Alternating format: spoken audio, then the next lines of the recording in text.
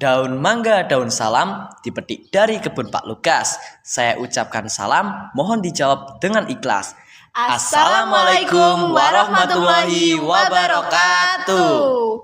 Halo semuanya, kembali lagi di podcast Kilar Kimia Di luar nalar.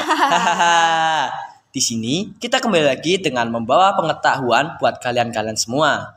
Oh iya, di sini kita membawa bintang tamu yang gak kalah kece-kece dari yang kemarin-kemarinnya loh.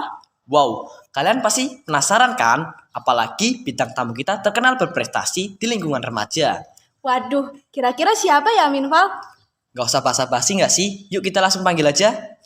Ini dia, Farhan Hiban Kusasi. Dan Rerinda Rizkia Hermanto. Halo Kak, sebelumnya boleh kenalan dulu gak sih biar teman-teman Kilares di rumah pada tahu? Halo juga semuanya. Tak kenal maka tak sayang. Biar sayang-sayangan, kenalan aja nggak sih?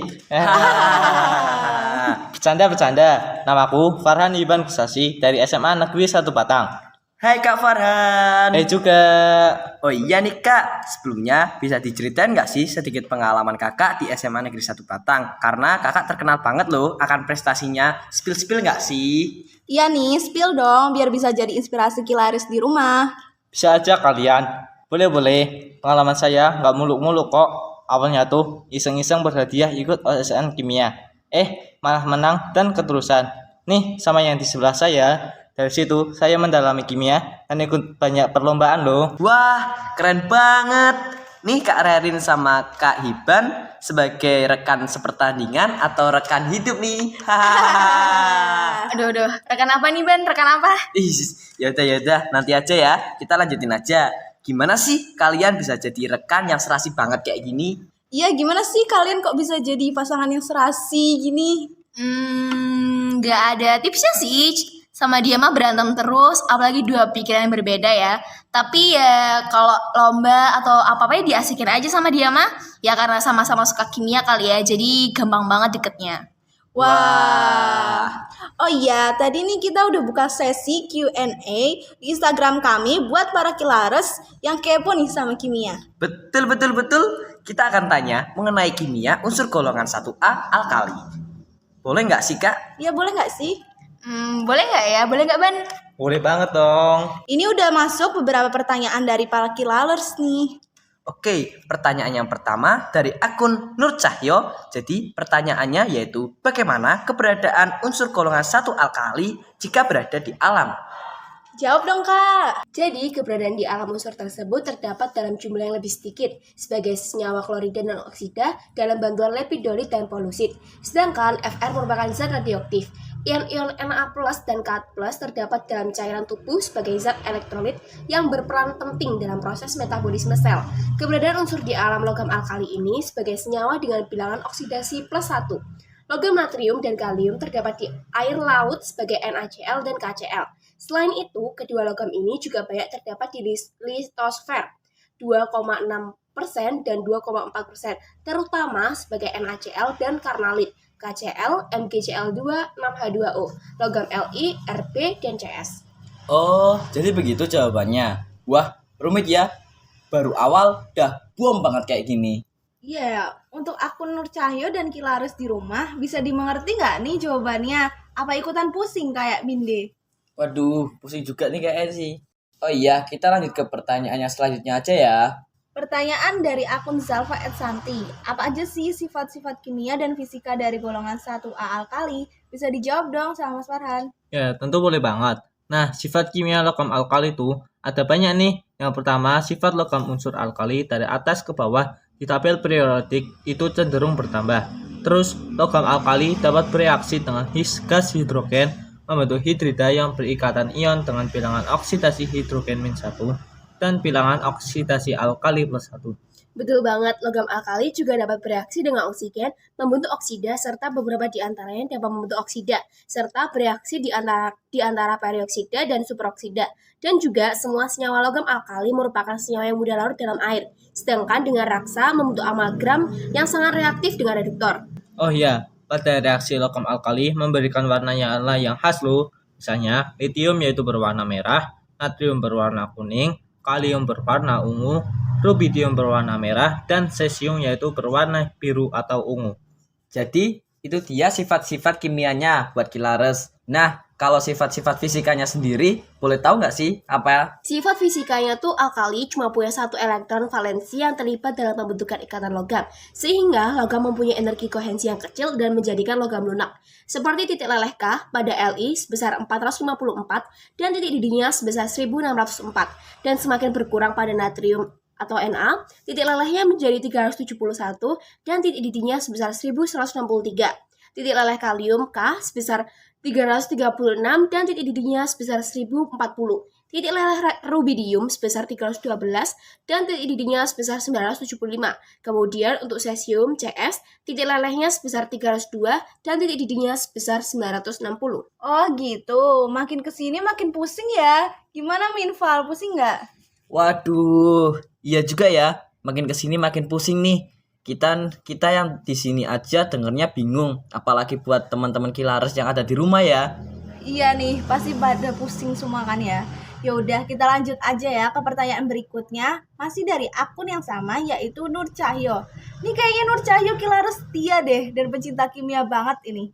Apa-apa dia jadi raja kimia di sekolahnya. Bisa banget nih jadi penerusku. Waduh, proses pembuatan golongan 1A alkali kan pergolongannya ada 6. Berhubung waktu kita cuma sedikit, hanya bisa menjawab 2 unsur saja. Ya, kalau semuanya mah nanti jadi 5 jam ini durasinya. Jadi, dari proses pembuatannya, yang pertama ada Li.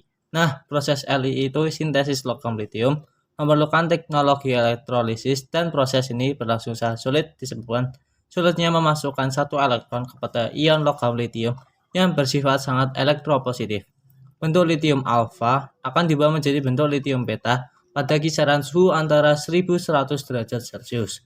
Campuran kemudian dicampur dengan asam sulfat panas, kemudian diekstraksi dalam air untuk mendapatkan litium sulfat Li2SO4.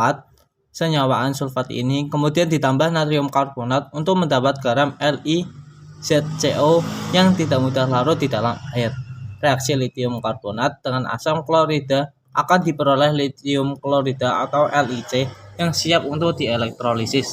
Nah, kalau pembuatan natrium atau Na ini diisolasi dengan elektrolisis, di bumi terdapat sumber untuk dipakai sebagai pembuatan natrium. Sumber yang paling murah adalah NaCl yang dapat diperoleh dari air laut dengan cara penguapan. NaCl memiliki titik leleh lebih dari 800 derajat Celcius. Oleh sebab itu, pembuatan natrium hanya dengan NaCl saja akan membutuhkan energi yang cukup besar. Untuk menghemat energi, maka NaCl dicampur dengan CaCl dengan perbandingan masing-masing 40% dan 60%, sehingga titik lelehnya turun menjadi 580 derajat Celcius. Wah, ternyata 2 unsur jawabannya panjang banget ya. Apalagi semua unsurnya ya. Aduh, Kilares, paham gak nih jawabannya yang disampaikan Kak Rerin sama Kak Farhan?